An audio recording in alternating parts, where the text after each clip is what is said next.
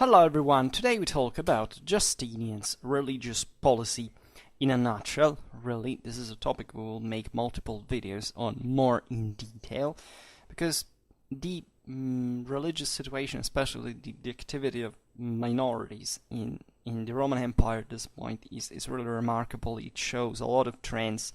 And much, as always, it's not much of a theological problem at the root. That of course is also important to understand. It was connected ideologically to the whole thing, but it shows you how instrumental it also was. And today we make our own a bit, probably the imperial perspective and understanding, given that that I comment often when I make videos on religious issues in Latin, Germanic, early medieval Europe, from the Western Europe in practice. In fact, around this time, we always say, after all, they were quite orthodox, right? Considering that the empire was instead doing weird stuff, right, in the East, trying to appease fundamentally these religious, properly heretical minorities, but that, however, the same imperial authorities began to wink at by, mean of also their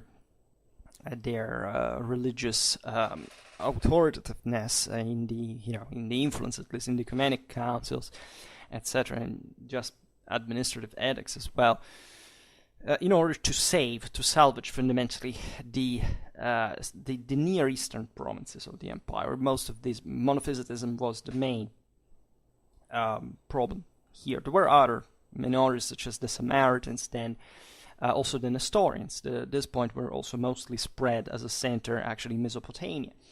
There were many tensions in here that today we can't discuss entirely with the Sasanian Empire, that also had its own time of fundamentally religious persecutions. Never think that the Persians were kind of almost monotheistic in a sense.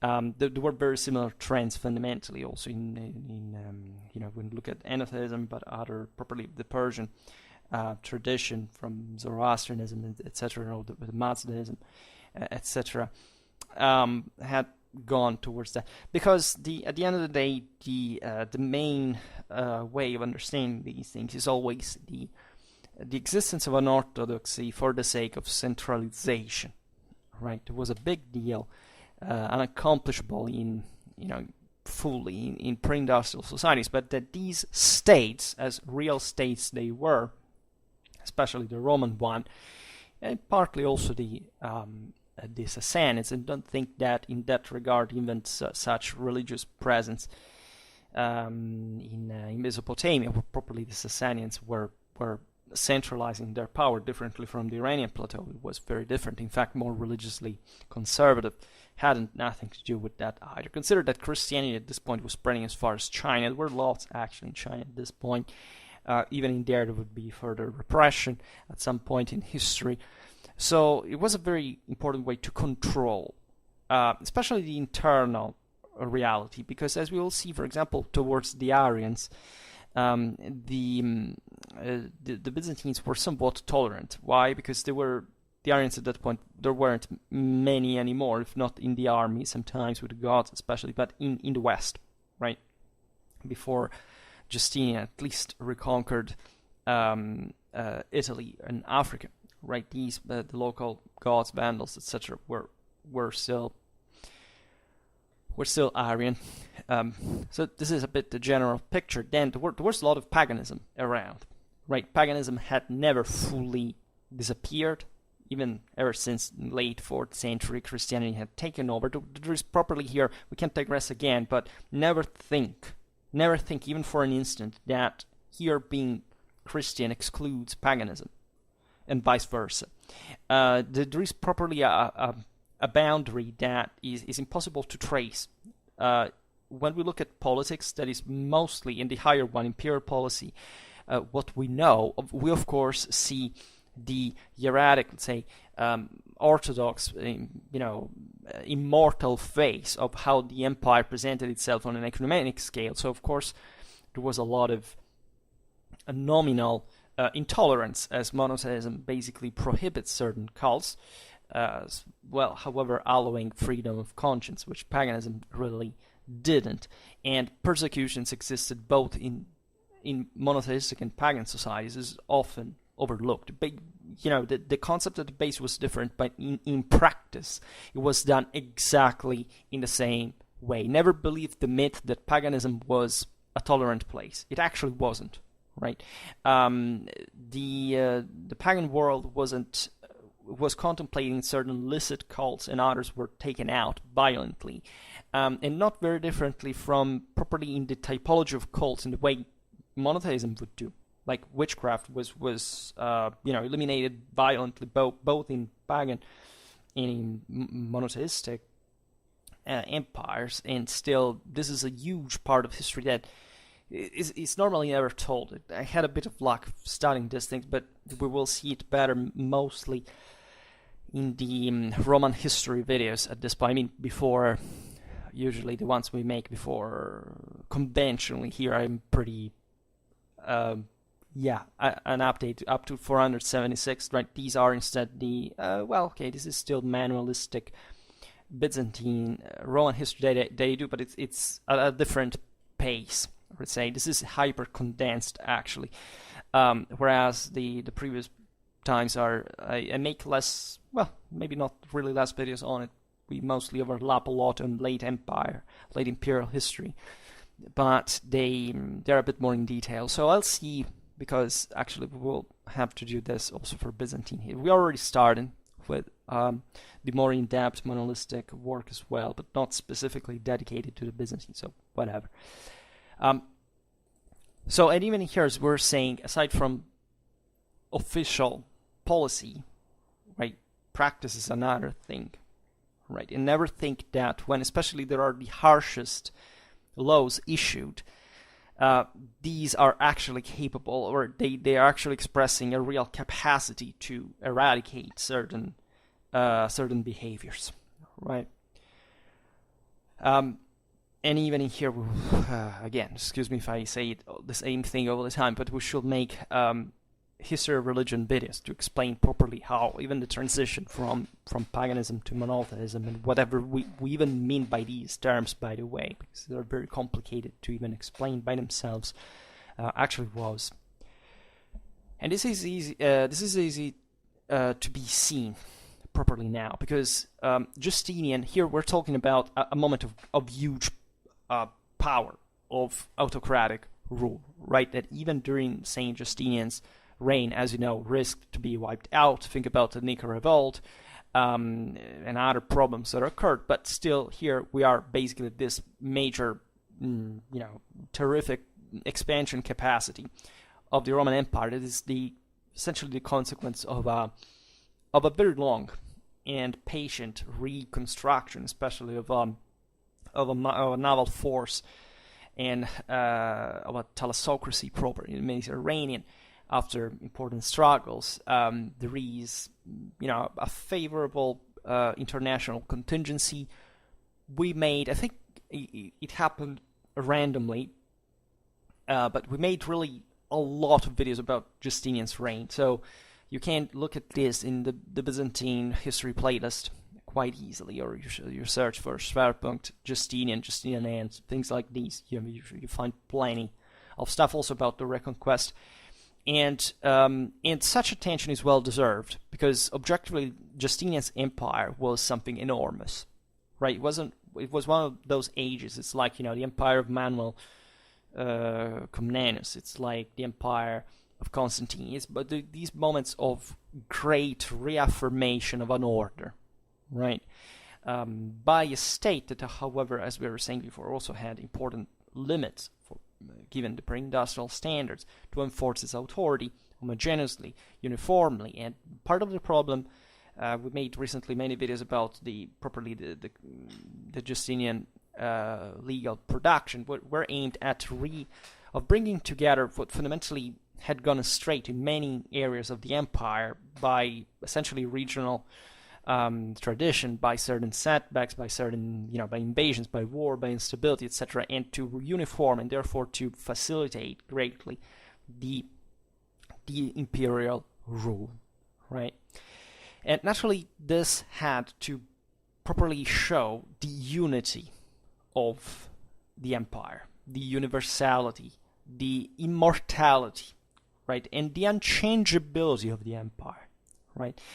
This happened not just because, of course, orthodoxy pushes towards, orthodoxy is shared by the majority because it's objectively the most sensible thing, right? And at its extreme, in an autocratic rule like the Roman one had become, naturally this was taking properly an absolute direction that is also reflected by the Perpetua Sanctio that Justinian inherited by the Theodosian Code and the level of legal organization. There would be to say more, in the sense that the Roman East was very particular in nature, culturally speaking. In a certain sense, it favored the affirmation of an autocratic rule, as instead the West wouldn't. Right, and not just because it fell mostly out of Roman control, but properly also by different cultural background.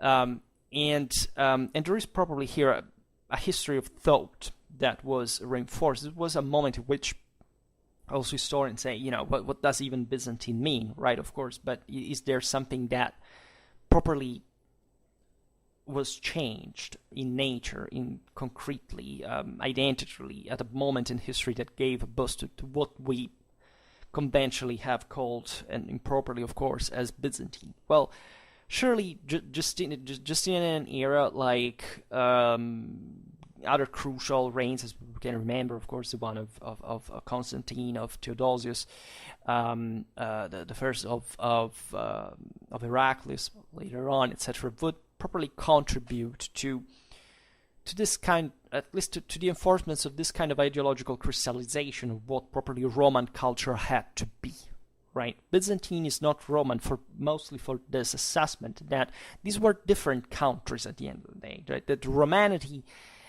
was there, and there is no doubt about that, but still this Romanity changed, as it had changed in previous times, right? Romanity at the time of Furius Camillus was not Romanity at the time of Scipio Africanus, or the time of Julius Caesar, or even less, one of such a close, time like the Augustan one, or what has Augustus to do with an Hellenistic emperor like Hadrian, or later on. So there is definitely a turning point. Many turning points in Roman history that we can assess as a moment of reinforcement, right? I think this is a good term, especially in Justinian's times, right? That is properly done through the use of force, which better examples than Justinian's Reconquest or properly armed repression of heretical and pagan activities. We're talking about a lot of blood being spilled, right? Aside from properly a lot of cultural realities being lost directly or indirectly, right? But also others being created. So, as we were saying before, today we have also properly to understand what the perspective was, because saying, these were intolerant, whatever, everybody was intolerant at the time, right?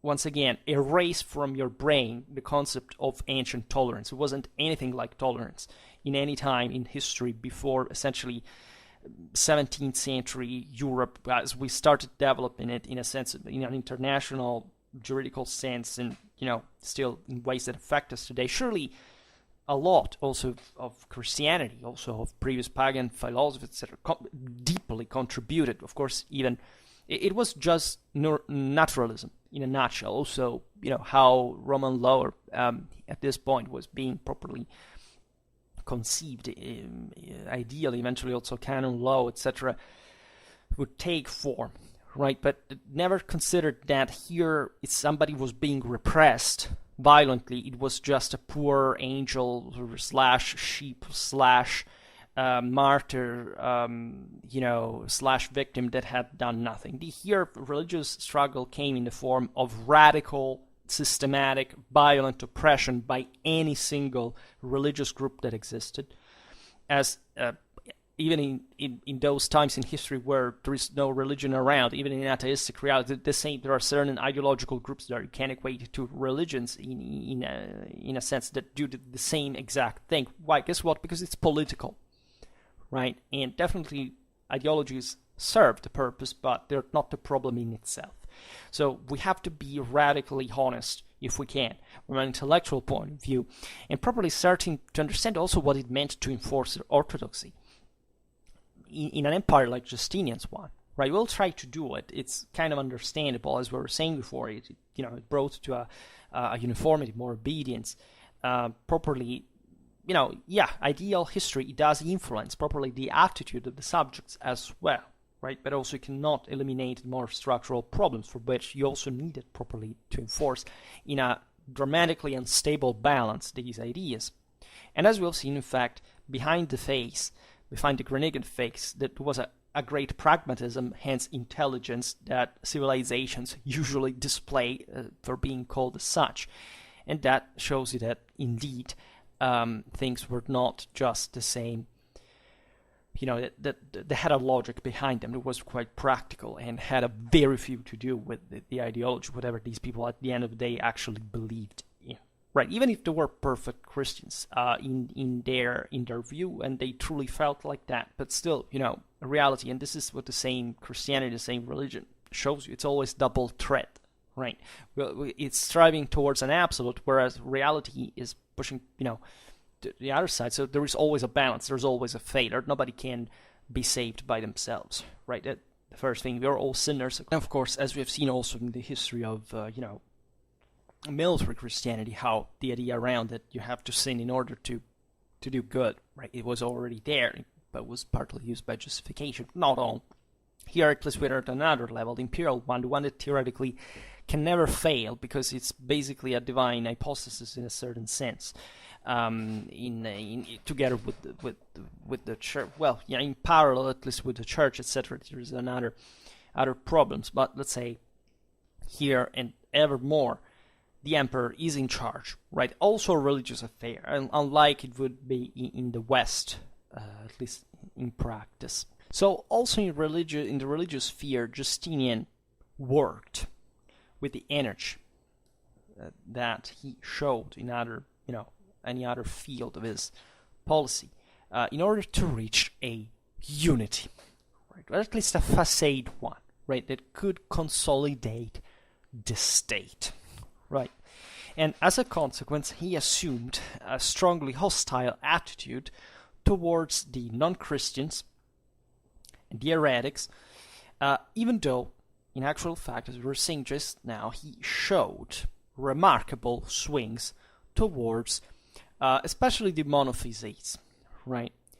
That were, by the way, openly supported by his own wife, Empress Theodora, right? And Justinian properly didn't conceive the idea of autonomy in the religious sphere, right? This is monotheism, and it's properly impossible to accept, right? There can't be a certain degree of tolerance, but not properly of autonomy, in the sense that properly the Christian state had to regulate everything, right? In terms of cultural practices. Therefore, Justinian intervened on multiple occasions in religious matters, essentially taking on himself powers of competence in the ecclesiastical councils. You know that this was a tradition existing since Constantine in the Eastern Roman Empire, of properly the emperor being not just the protector, the defender of the church, but also properly somebody who could, intervene into ecclesiastical matters. And the Constantinopolitan Church, in practice, together with the, basically the other metropolitic seats and the rest of the church, the lesser churches, properly were, controlled by and under its power. So also, as you understand, this in a pre-industrial state, what you rule like is by una tantum, like you issue certain edicts, you intervene, you act very in a very subtle way, in a sense, which, given at least the harshness of the provisions, shows you also how much power imperials already had acquired in this reality, so that it could also shift the balance in there are a few times, basically, in the Byzantine history, church would never manage to autonomize itself, like the papacy did from the emperor, like the papacy did in the West, right? There was always an autonomy even in there, of course, because in theory the two spheres, empire and church, were separated.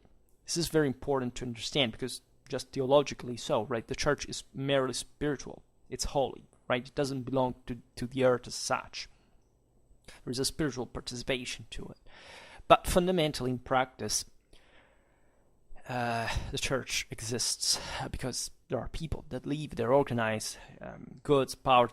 Constantinople church was dramatically powerful, as the churches that controlled, as we will see, and notoriously, the most, in fact, heretical areas, and properly that embodied such stances in areas like Egypt, like Palestine, like Syria, where the greatest problems were. And these were some of the richest and most advanced regions of the empire, right? Not surprisingly, also the one that would fall dramatically easily into Arab hands, because most of the cases they literally opened the gates to the Muslims, because they actually got to be less squeezed in taxes by Constantinople, which they didn't like at all, right? And also culturally speaking, consider the geographical dimension here. There are faraway places, not easy to control on such a distance, especially the local bishops, the metropolitic bishops had properly the control of the area. Like in many areas of Europe, the Mediterranean, bishops in vacancy or at least distance, like in this case, imperial power tended to take over local government, right? So there wasn't like a true Egyptian or Palestinian or Syrian power out of properly the Church of Alexandria, of Jerusalem, or Antioch, right? They were all the same. Like properly, even the lay of these bishops were mostly coming from senatorial families. They were, or at least they were supported by very powerful individuals. It was the whole region fundamentally struggled in that sense. There were always, also and naturally, loyalist parties and factions, etc., whatever. So these were complex systems on their own, and also marked, in fact, by atrocious internal struggles, but still, so the empire could interfere successfully sometimes. This matters from that, but still, the idea is that even if one power is settled on is fundamentally, secured, etc., whatever, they're still autonomous, and therefore they still have an ambition to grow detached from Constantinople. So it's always like that. Like the whole international policy everywhere is fundamentally this, in a nutshell, right? Either instability or autonomization tendencies. It's always a precarious balance in the process. Justinian also, this went in parallel with many other lay policies, as we've seen, also police enforcement, things like that. Justinian himself tried to eliminate dissidents properly altogether, together with heterodoxy, was deemed to be extraneous to the conception of renewed, restored empire, of which the political and religious unity had to be the cornerstones. Or better, the cornerstone, because it was all together. There is no other power but the one that comes from God.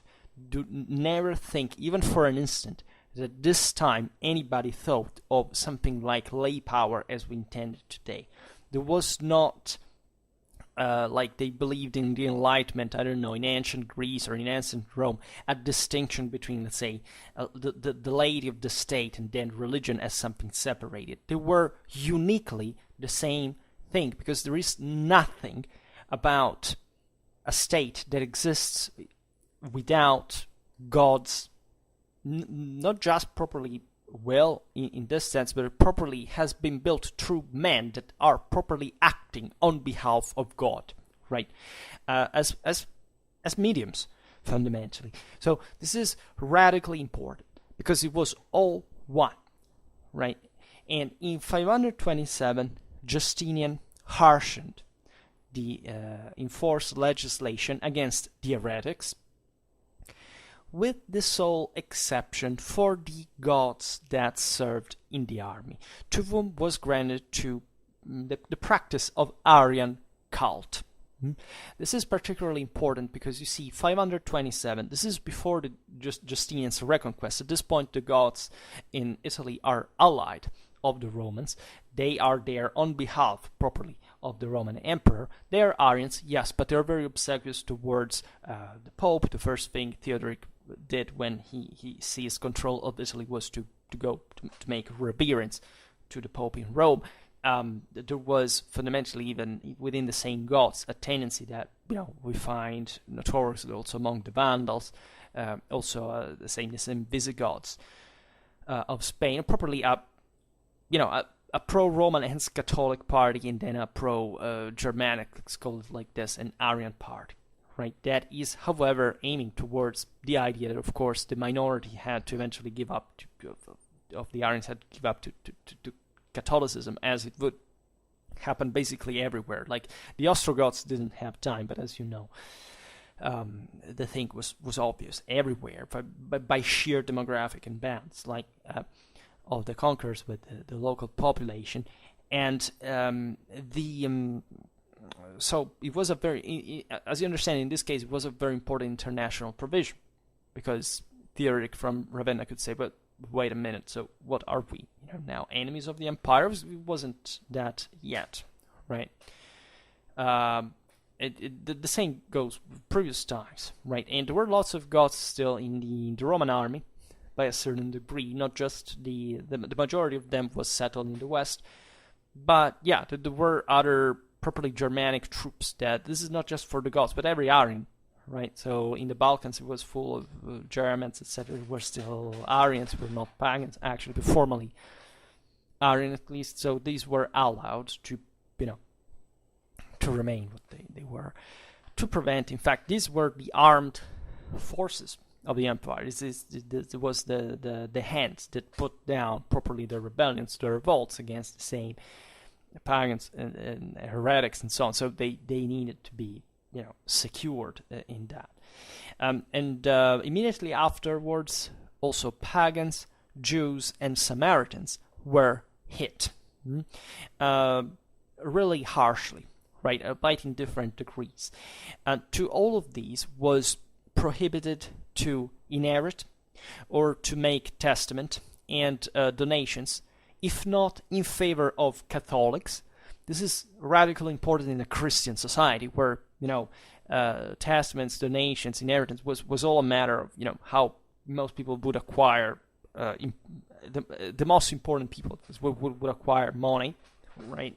Donations were naturally also pro animas, importantly and frequently. So there was fundamentally the capacity to diverge part of these communities' wealth into Catholic, hence properly Roman hands, in a subtle sense too, right? Also because if these people died, let's say, without heirs or whatever, so the state would seize at that point their money, right, altogether. This happened also for some, Christian Catholics in general, but, in all these so-called disbelievers, they were called as such, included the Jews, could not witness in tribunal, could not testify in tribunal against the Catholics.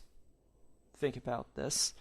This means a lot, right? It means basically Catholics can do whatever they want against these people, which is, or almost at least, this means that they can't, in practice, denounce people, but to, as witnesses at least. And this has still a huge weight in the justice balance, right? And you can imagine all the extortions, all the thefts, the dispossessions that these communities had to undergo at that point, so properly reducing their power, right? They also, there couldn't be anything like, non-Catholics owning Catholic slaves. Slavery was still there, of course, and would remain for centuries. All these people were also excluded from public office, from advocacy, from teaching.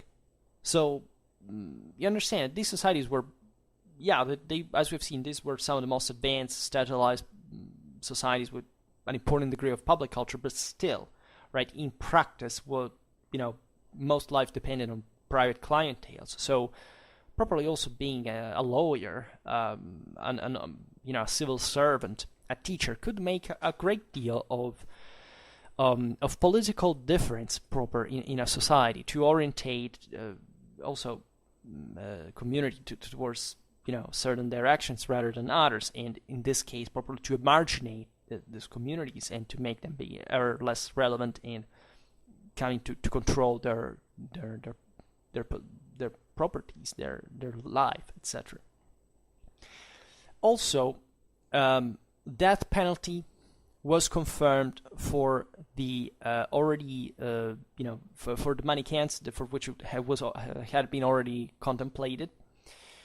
The Manichaeans fundamentally sort of dualistic Gnostic heresy that, was fundamentally the usual heterodoxy problems in many times in any society. This was true for Christianity, for Islam, etc. And there is no surprise that the repression was so harsh towards it. But that penalty was also confirmed, was actually also extended to those that also, in spite of having received baptism, had continued to practice pagan rites, which was evidently normal in many realities. And even in here, always remember that we're talking about those communities where this control was properly possible, but properly also necessary. We're talking about in the most advanced areas of the empire. In the countryside,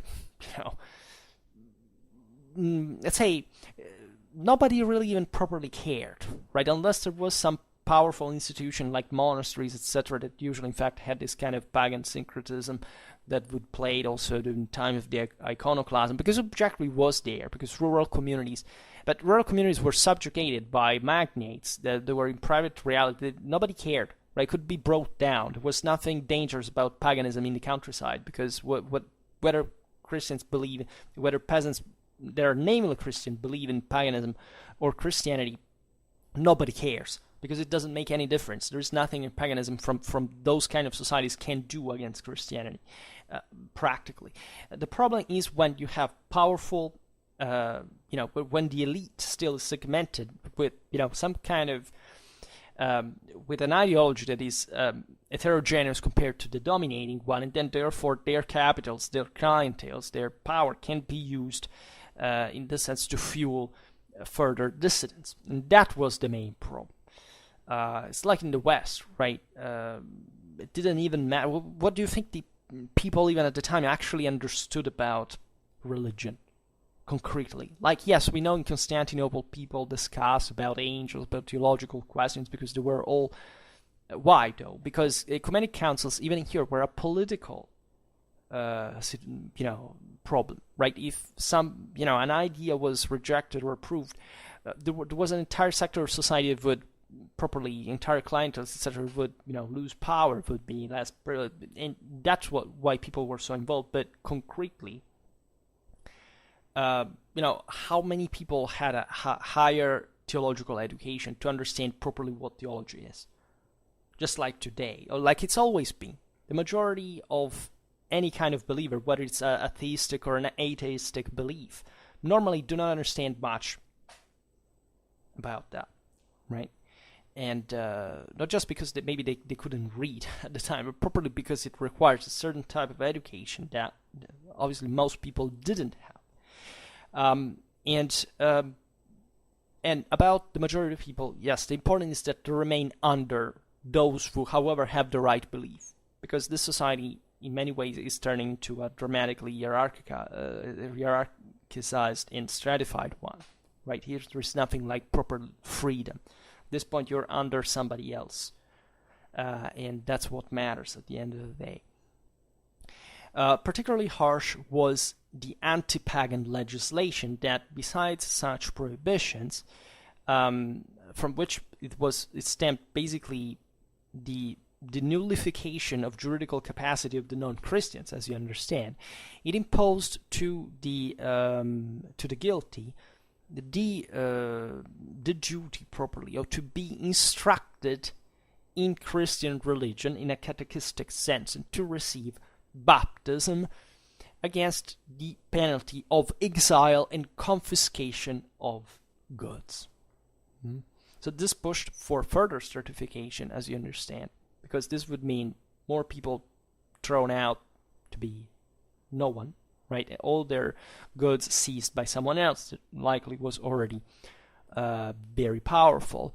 And in practice, this would favor the hierarchization of society, and this would be functional to its own control from the top.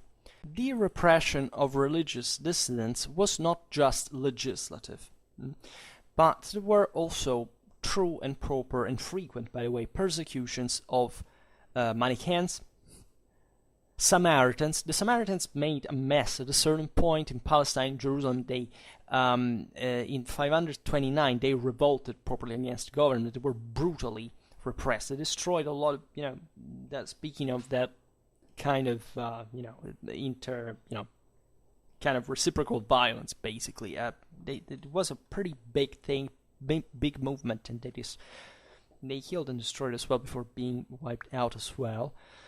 The Montanists that still existed in Phrygia, and these were another radical sect that in there belonged to a bit what you would imagine as the hinterland of Asia Minor in a broader sense. Even here, there were ethnic divides, right? Still, there were, think about the Zaurian revolt in the 5th century, right? Still, there were regions literally next door to the most urbanized, advanced, etc. regional coastlines that, just in a few miles, in tens of miles in the hinterland, were literally another country, right? They didn't speak in properly another language, because that's how complex, naturally, from an ethnical point of view, the Near East was. In the same 529, in Constantinople, certain trials for paganism were carried out. These hit, meaningfully enough, also some courtly dignitaries, meaning that at court as well there was, somebody who thought, paganism could be, if not an option, but at least it could be, cultivated at a certain level of cultural and political ideas, and therefore this was an example to show maybe some just were plain accusations. But it was a way to properly also create this formal homogeneity of behavior and also rigidity of thought properly. The idea that you could even say something against this was taken as a means to legitimize the enforcement of further control, also violently, if necessary. And don't think that these movements were not seditious by themselves, right? There were new persecutions carried out in the capital between 545-546 against high representatives of aristocracy and of culture in general. You can imagine a reaction in a society that at an elite level had remained in love and imbued with this Hellenistic culture that drew heavily from paganism. The same Byzantine or bureaucratic career at this point would keep contemplating, for example, an education from the ancient, from the Iliad, the Odyssey, certain other, pagan works, etc. were a bit condensated. It wasn't for grammar, rhetoric's sake, not for ideological, but let's say it stemmed fundamentally from that kind of ideas. And that Byzantine history, especially from a cultural point of view, would keep drawing a lot from the ancient Hellenic mostly background of of notions of sort of classicism in general, right? And it was revived even at a certain point. The problem is that here we're still very close to a pagan reality, right? Consider what is often forgotten in general. It's not just what I was saying before about the fact that Christianity and paganism had concretely coexisted for centuries without problem, but that before monotheism, the entire world had exclusively been pagan. So this was like there wasn't a previous time where it was something else. Like that was the standard default belief that most people would own simply because their lifestyle was in their culture, broader political and social balance was in a certain way, right? It's also ideal, but concretely here it was easy to, by the 6th century, to say, okay, there are major sects of paganism factually remaining in society at many levels, and so this was used as a tool. Who could at that point in history go against the Christian state and imperial authority? Nobody, right? This was a consistently Christian reality from a formal point of view at all levels of society, political, institutional, social, cultural, etc. Just this was essentially a further enforcement of a ever more essentially Christian society. So by certain standards, eliminating whatever wasn't clearly and unequivocally in favor of a Christian mindset. It was ordered also the closure or the destruction of the last temples that were still in function. Yes, in 6th century Roman Empire were still pagan temples open, right? Some temples would be, famously enough, reconverted, but many would be destroyed properly. And sadly enough, that also took away the possibility even of measuring, aside from the value in the cultural artistical value itself, probably also to measure by which extent this presence existed at the time still. Thousands of pagans, especially in Asia Minor, that, as we've seen in its interland, had remained largely, also properly pagan, like not differently from many areas like in the Balkans or, just eventually also in Western Europe when it would be reconquered. Well, they were either obliged, they were forced to conversion, or they had fundamentally to emigrate, right? The most famous victim of Justinian's persecution was the philosophy school of Athens, right? So basically the major center of classical and pagan culture par excellence, right? And that had been traditional refuge of pagan culture up to that point. As we've seen, paganism was tacitly tolerated by the sovereigns. Well, okay, the philosophy school of Athens was closed in 529, obliging the scholars that were not properly willing to convert to flee in the Sassanid Empire. This is also interesting because at that point, the Sassanians, as we were saying, they did actually similar things, but if that, they could do something against the Romans at that point, welcoming these pagan thinkers was also, a matter of intelligence. We often speak about the concrete Persian influence also in political institutional models in the Byzantine Empire, etc. But, massively this was true, and probably even truer for, Roman influence in the Sasanian Empire. Altogether. 529, the closure of the philosophy school of Athens, is a great symbol, right? It's an important event also in terms of periodization. It's one of the first, the major symbols of the end of the ancient world, at least perceived as such, at least from a history of thought, right? We know that the ancient world lived on. many ways. What is the ancient world? Where is that late antiquity, and especially in the Byzantine Empire, dies out. It's important.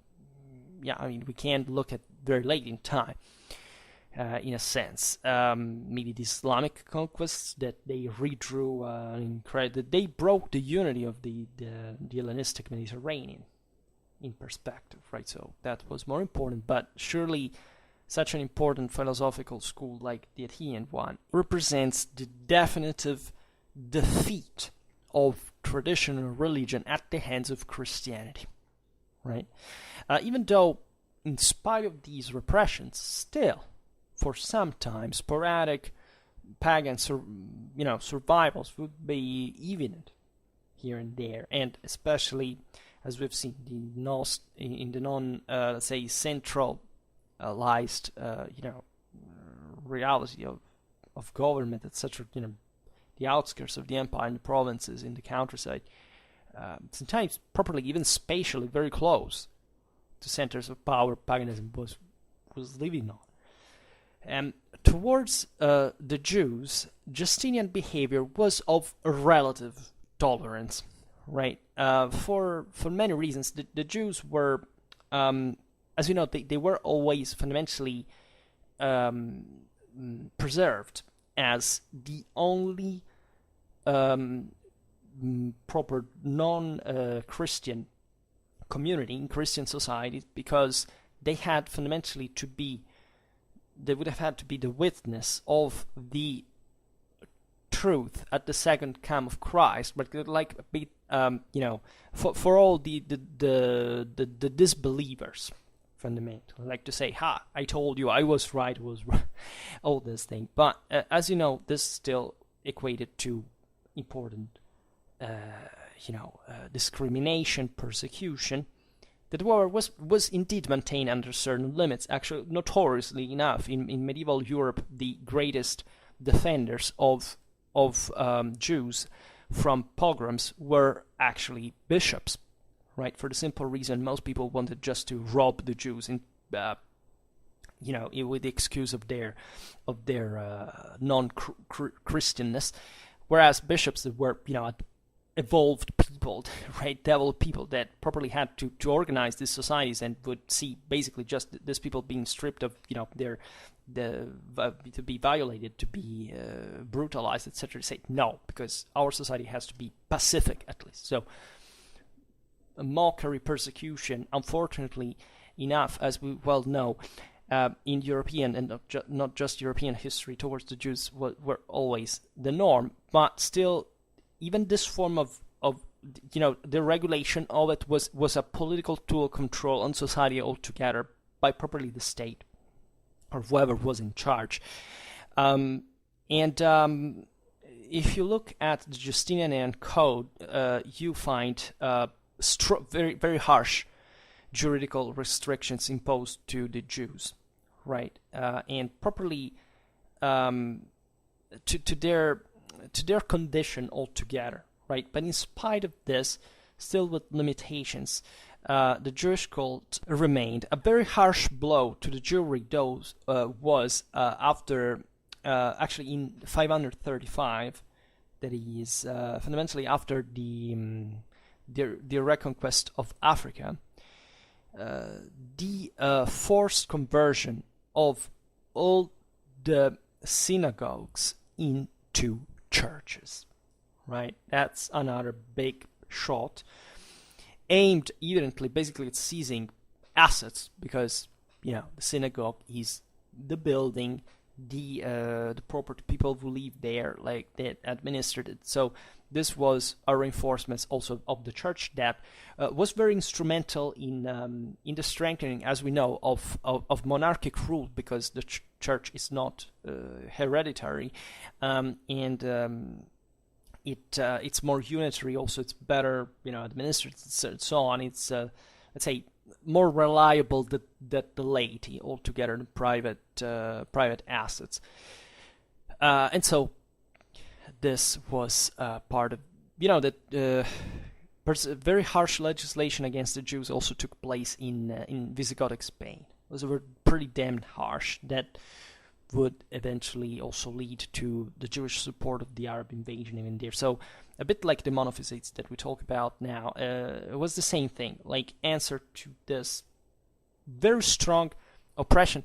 The other day we were making that video about Longobard, Italy specifically, and we were noticing how there were lots of properly Byzantine subjects from that passed to, willingly into Longobard territory because they were exhausted by taxes. They didn't want to be living under this elephantiac, oppressive government. That was oppressive not just in an ideological sense, because as we have seen, more or less, let's say, this form of oppression came altogether not for ideological reasons as such, but because the state was heavier, because it demanded more, because the central power was more powerful, right? So wherever these didn't exist, things were normally better, right? And that's what I was saying in the beginning of the video, that is to say that the Byzantine world had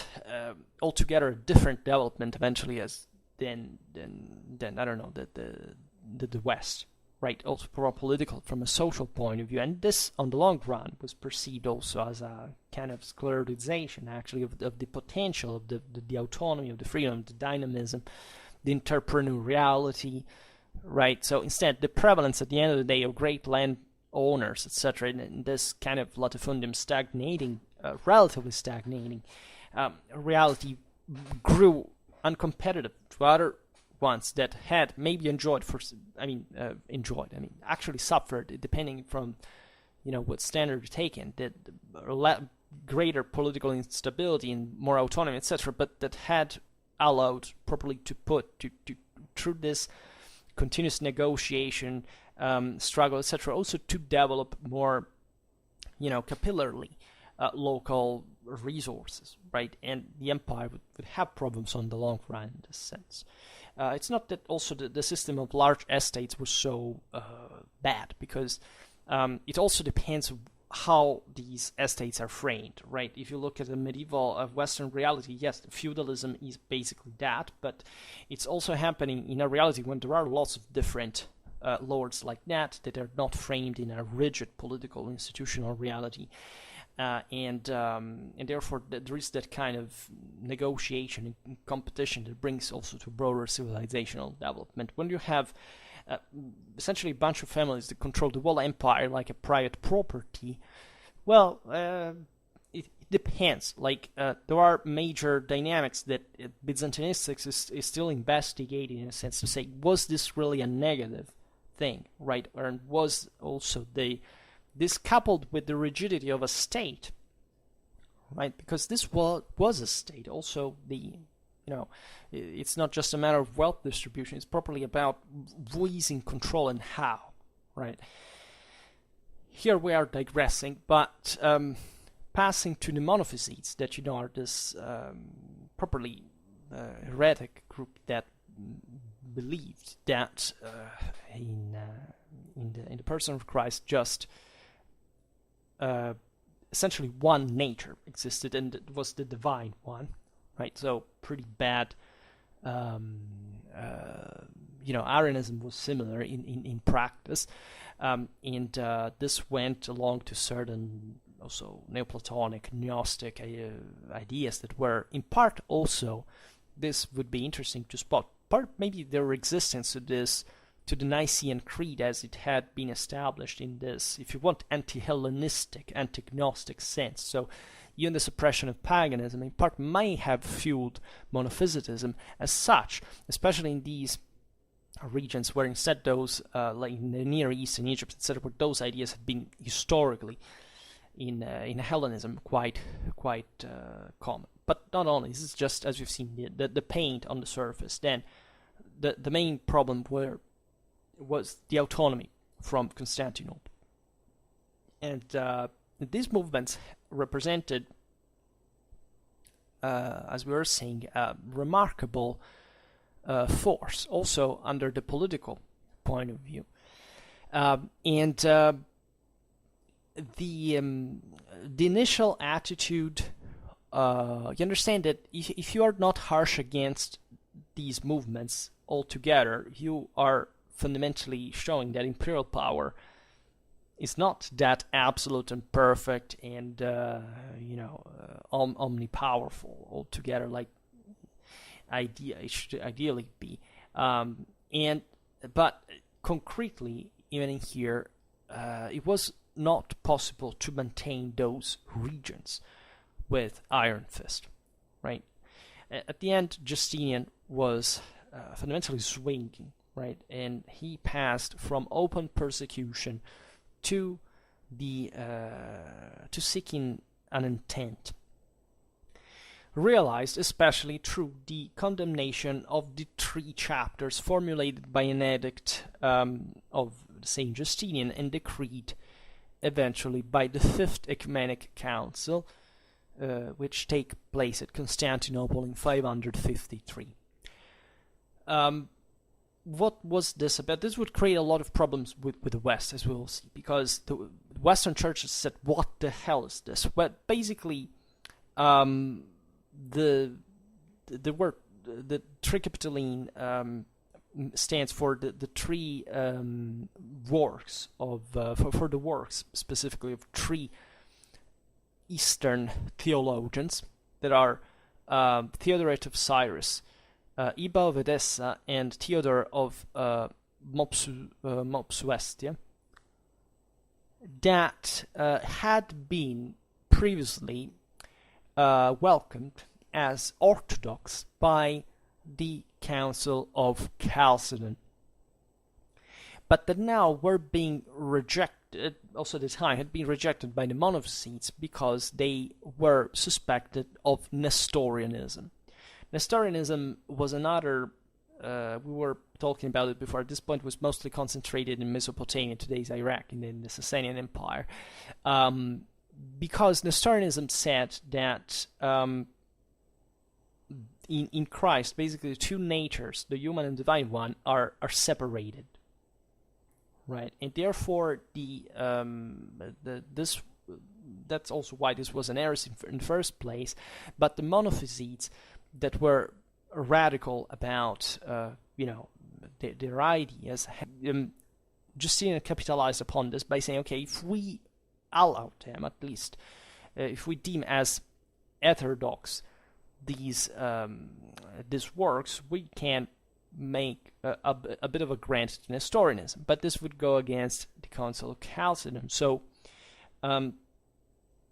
this would create a lot of problems, and it was pretty more messed up than it sounds.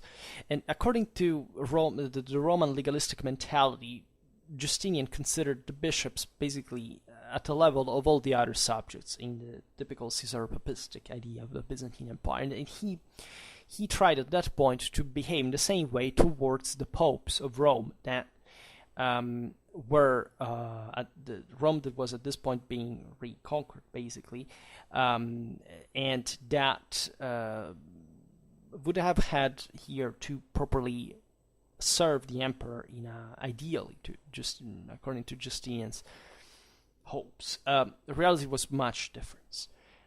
He actually deposed in 537 Pope Silverius, that was accused of collusion with the Ostrogoths that were besieging Rome at the time against the imperial army, and the basically deportation to Constantinople of Pope Vigilius in 545, in order to force him to adhere to religious policy of the emperor, right? Because when Vigilius refused to subscribe the condemnation to the 3 chapters, he was essentially kidnapped and brought into Constantinople, where he was kept in prison for some years until he essentially gave up and was authorized to come back to Italy. But this was, quite of a, interference. As you understand, the papacy was already developing fundamentally autonomous connections with the West. This event would be, together with a series of other ones, actually one of those that would increasingly distance the Church of Rome from the one of Constantinople. And eventually how the thing ended. I mean, relatively to the Reconquest, and the same, Roman power was, to decline gradually, and so it would be obvious for Justinian to as a Roman emperor, to reconquer Rome, but trying to assimilate at that point, after all the competition and hostility between Rome and Constantinople, the Roman Pope took like another bishop, right? Especially considering what the popes were already creating in Rome as an autonomous rule. Fundamentally, it was fundamentally a failure, right? Turned into a failure, and it probably didn't take into account how important the Roman papacy was growing, also in terms of moral prestige and influence and authority in the West, right? And therefore, within those forces that fundamentally were opposing and remaining out the empire, and this is yet another aspect, let's say, of this reality, which surely from one side shows this moment of the capacity of extending by force imperial control, but at a certain time the difficulty that wouldn't die even with monophysites, right? The Tricapitoline schism would actually go on for a while, even with Rome, and it created several problems in the future, but there would be further attempts properly from Constantinople to preserve the Near Eastern provinces with this kind of concessions to heresy, and that's where properly the divide between East and West became properly at the realization that yes, the Roman Empire was another thing, right? That nobody was thinking truly to be out of the Roman Empire, but that empire was something narrower than it. So for others to at its outskirts to play in a more autonomous way. For today, I think we can't stop here. For now, I just hope that you enjoyed this video. If you did, please share it. Otherwise, leave a like or subscribe to my channel if you're interested in my upcoming content. And for now, I thank you heartily for listening to me. I wish you a nice time and see you next time. Bye.